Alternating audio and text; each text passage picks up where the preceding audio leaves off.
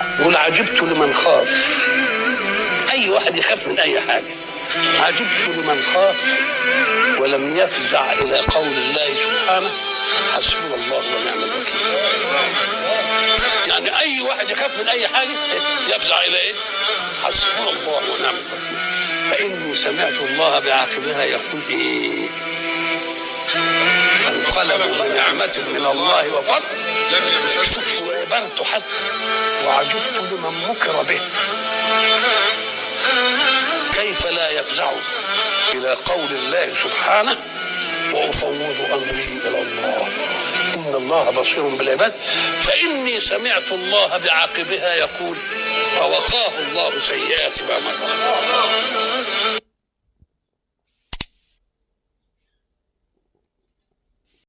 ازيكم يا حبايب قلبي، عاملين ايه؟ وحشتوني من اخر فيديو. كل سنة وانتم طيبين، رمضان كريم عليا وعليكم وعلى أمة محمد أجمعين، اللهم أمين. النهاردة قلت هقول لكم بقى اوريكم انا حوشت قد ايه لرمضان. والله يا بنات الحاجات دي انا مش جايباها مرة واحدة، انا جايباها على فترات. كل ما كان يتوفر معايا فلوس كنت بروح اجيب. بس انا من طبعي يعني ان انا بحب استعمل حاجه واحده. يعني مثلا زيت مهاره جربته قبل كده. فعجبني قوي، اللي هو اولا يا بنات اللي هو للاستعمال، اللي هو للناس اللي هو زينا اللي احنا بيحبوا مثلا الزيت ما يطرش معاهم بسرعه. بس انا جربت انواع كتير وبدون ذكر اسماء. والله يا بنات انا مش عارفه ان كنت انتوا زيي ولا لا، بس فعلا الزيت بيطير. تحس ان هو بيتبخر في الطاسه. تحط شويه تيجي تبص في الازازه ما تلاقيش فيها اي حاجه. يعني ال5 ازايز دول انا كنت جايبه منهم 3 بتمن واتنين بتمن تاني خالص. يعني في 2 انا جايباهم قريب، يعني جايباهم حوالي من 3-4 ايام. بس ال3 التانيين كنت بحوش واحده بواحده. وكمان يا بنات هوريكم كمان شويه حاجات جبتها كتير جدا ما شاء الله.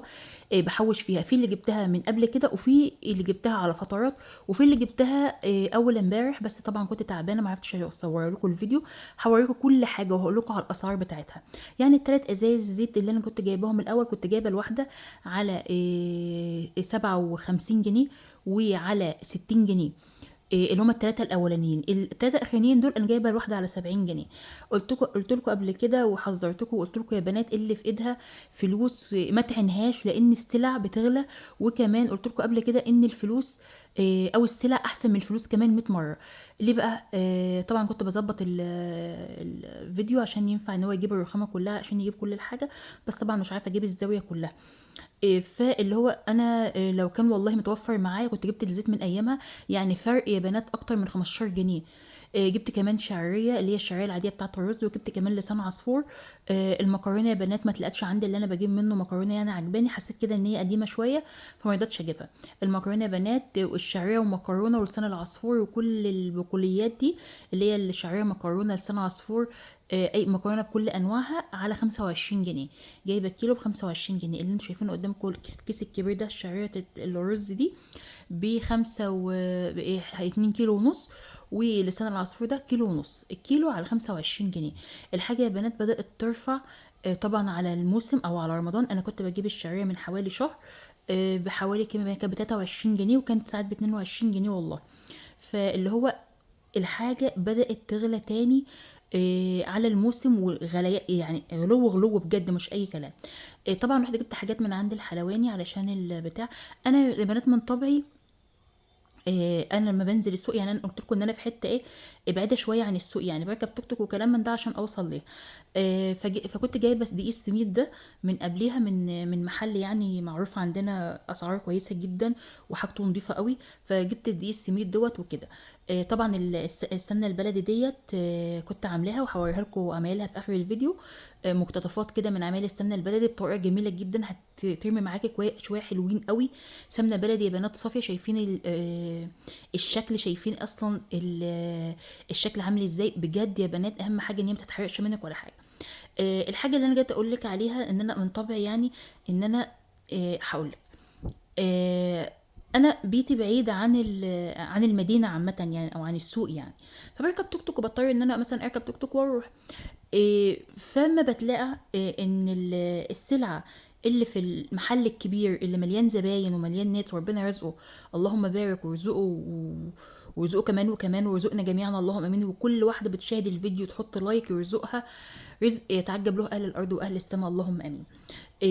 فاللي هو وتلاقيت المحل اللي جنبنا اللي هو في القريه اللي جنب القريه اللي انا فيها او المكان اللي انا فيه على قد حاله وبيبيع مثلا زياده 2 3 جنيه. انا يا بنات ما بجيبش من السوق او من المحل دوت، بدل الحاجه بتاعته نفس الخامه، فما بجيبش من المحل اللي انا بجيب منه الكبير ده اللي هو في السوق، ما بجيبش منه كل الخامات، يعني بجيب منه حاجات عينات كده، وببدا ان انا مثلا اجيب حاجه بحاجه من المحل الصغير اللي جنب. دي يا بنات اسمها الصدقه المخفيه، اللي انت بتساعدي حد بيها بدون ما هو يشعر، او بدون ما انت بتطلعش حاجه، انت بتاخدي سلعه بس بدل ما انت بتديها لواحد بسم الله ما شاء الله ربنا رزقه، فرزقي برضو اللي جنبك. عملت السمنه البلدي، جبت يا بنات الدقيق السميد ده كنت جايباه من فتره برضو، جبت شويه السمنه عاديين خالص، وجبت اللي هو لفه جلاش بس، لان طبعا عندي برضو المحل اللي جنبي موجود فيه بس المجمدات مش موجوده فيه، فجبت نص اللحمه مفروم، وجبت كمان جبنه ميكس جبن الحمد.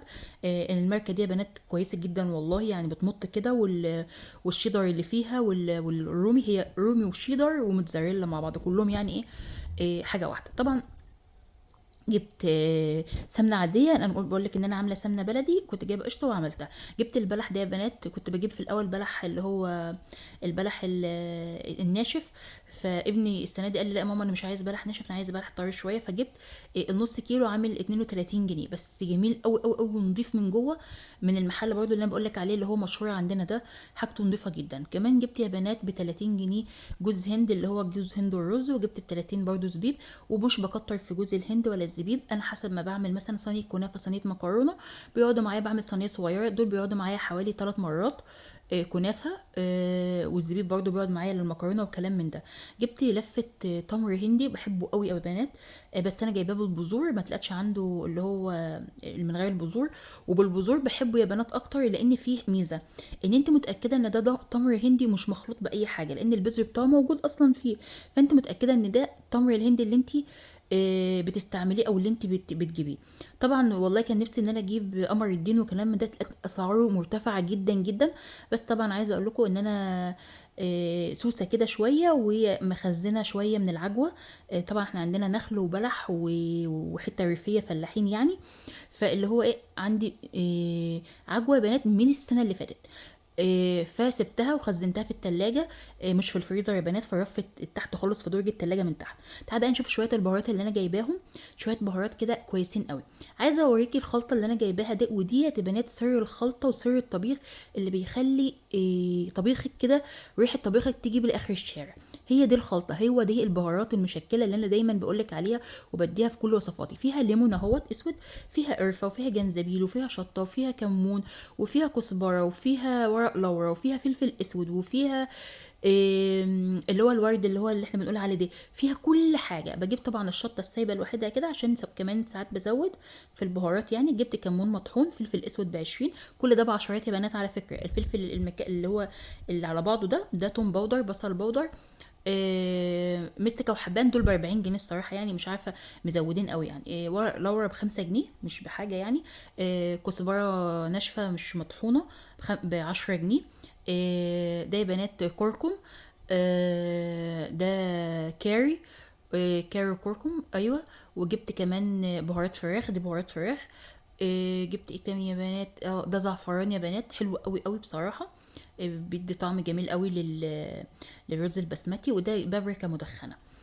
الكيس الكبير اللي انا بقولك الفلفل اللي هو البهارات المشكله على بعضها ده، دي جايباه ب50 جنيه.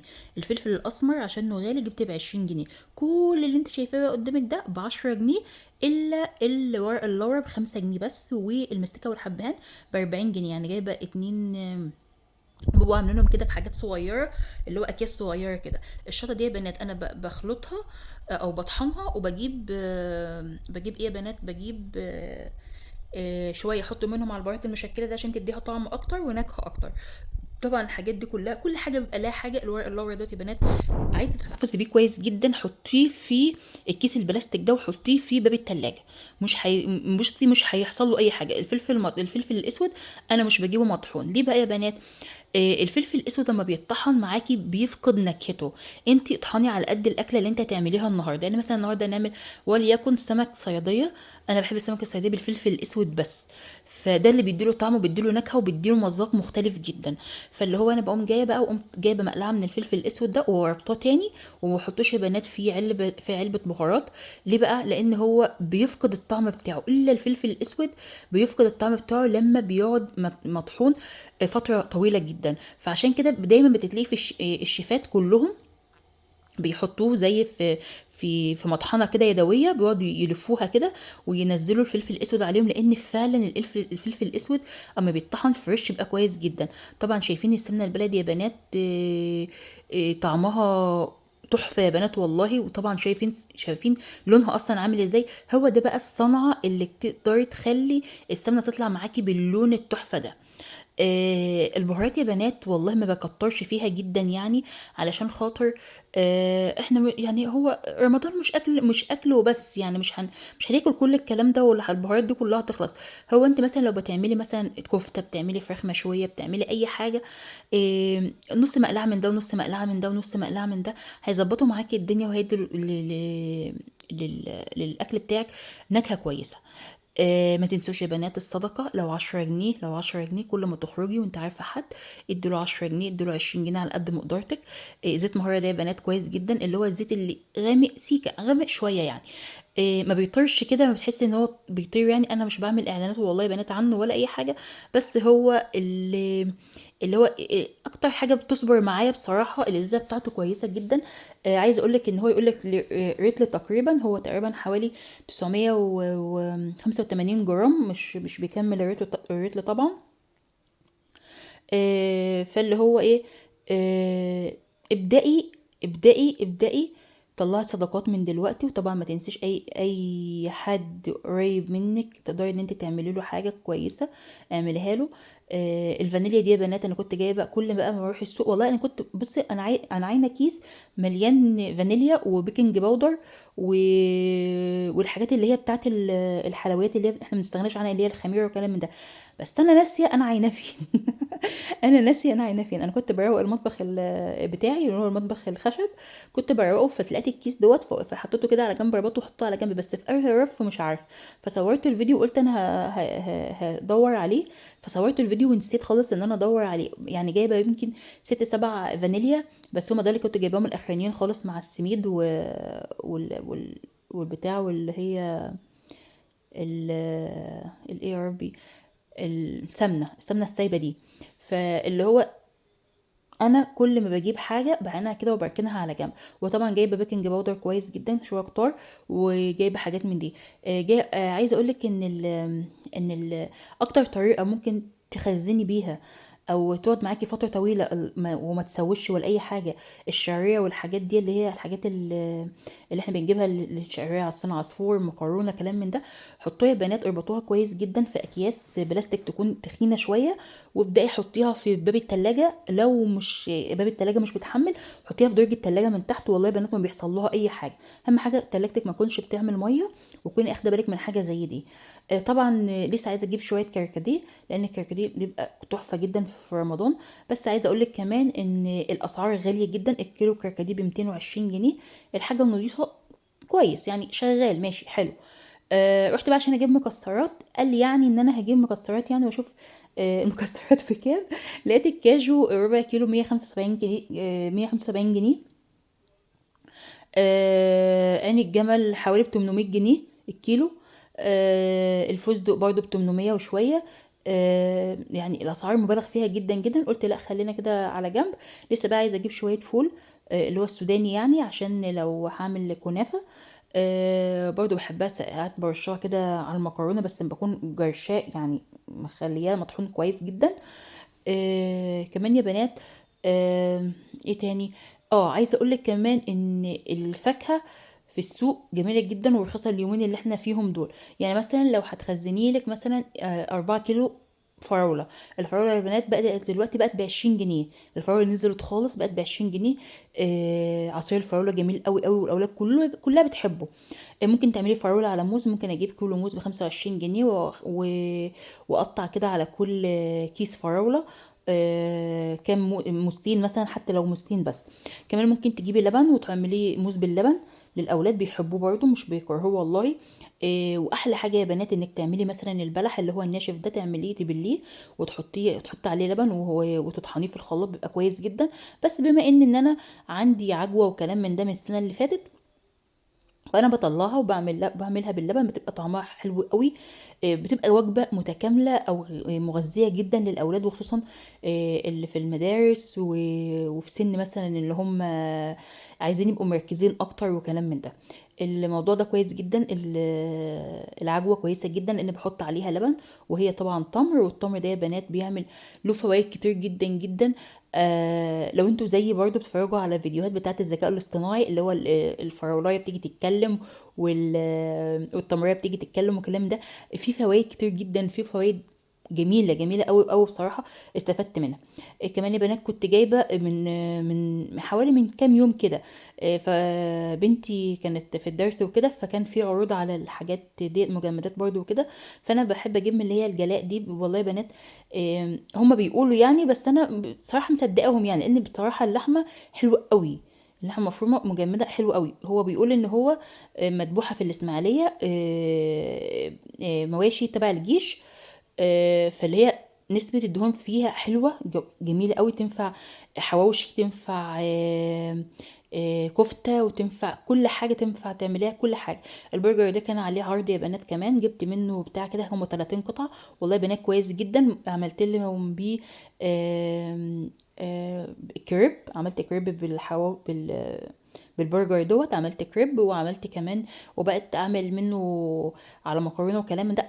الدور اليوم يعني لحد نهايه، قبل يعني لحد ما رمضان يجي يعني، فاللي احنا بنقضيها اخر يوم دوت اللي هو يوم الوقفه بتاعه رمضان زي ما بنقول كده، او يوم الاستطلاع. استطلاع الهلال. كل سنه وانتم طيبين. دايما بنقضيها اي حاجه، عارفه اللي بنقفل المطبخ قبل رمضان كده، وقبل العيد بنقفل برضو المطبخ خالص، ونفتح بقى اول يوم في رمضان بنفتح بقى جامد جدا. ما تنسوش يا بنات تلاوة القرآن، وانك تخلصي المصحف كله. اعمليها عندك ان هي تبقى تحدي. تقدري تخلصي المصحف مره، تقدري تخلصي 2، تقدري تخلصي 3. تمام. بس يا بنات انصحكم تقرأوه بقلبكم قبل بعينيكم، يعني تقرأي وتتمعني في المعاني بتاعته. والله يا بنات انا كنت في الاول، اول ما بدأت ان انا اقرأ في المصحف وكلام من ده، كنت بقرأ اللي هو عايزه اخلص زي ما كل الناس بتخلص. بس لما بدأت اقرأ واتمعن في الكلمات بتاعته، بدأت ان انا ارتاح نفسيا، وابقى حاسه ان انا بعمل حاجه عظيمه جدا، ان انا بفهم قرآني بيقول ايه، بفهم ديني بيقول ايه، بفهم كل حاجه. لدرجه يا بنات ان انا كان اختي يعني كليه اداب، كانت كليه اداب قسم عربي، فكان عندهم كانوا زمان كده، اللي هو مش زمان قوي يعني، مش كبير. فاللي هو كانوا بيدوها مصحف كده، المصحف ده بمعاني الكلمات. فلما بيقف عليا آية، مصحف جميل قوي يا بنات والله. يعني انا ما تلقتش زيه بصراحه في الفتره اللي فاتت دي، فانا خدته من عندها، لان هي بسم الله ما شاء الله يعني بتفهم في الفقه والادب واللغه العربيه عامه جدا والدين.